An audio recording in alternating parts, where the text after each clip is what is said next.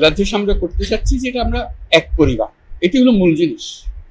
এখানে পরিবারের মধ্যে কোনো পার্থক্য করা, বিভেদ করা, এটার কোনো প্রশ্ন আসে না। আমরা বাংলাদেশের মানুষ, বাংলাদেশ, এটি আমরা নিশ্চিত করতে চাই। এটা নিয়ে আর কোনো বাদ বিবাদ ইত্যাদি যেন না।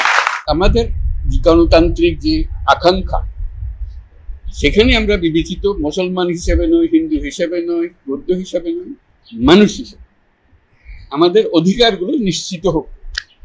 সমস্ত সমস্যার গোড়া হলো আমরা যত প্রাতিষ্ঠানিক আয়োজন এগুলো করেছি সবকিছু পচে গেছে। এই কারণে এই গোলমালগুলো হইতেছে। কাজে আমরা প্রাতিষ্ঠানিক আয়োজনগুলোকে ঠিক করতে হবে। আমাদেরকে বলতে হবে আমাদের গণতান্ত্রিক অধিকার প্রতিষ্ঠিত হবে। সেটা পেলে আমাদের বাক স্বাধীনতা প্রতিষ্ঠিত করতে হবে। আপনারা বলুন যে আমি মানুষ, আমি বাংলাদেশের মানুষ, আমার সাংবিধানিক অধিকারে আমাকে দিতে হবে। সব সরকারের কাছে এটাই যাবেন, আর কিছু দেয় না।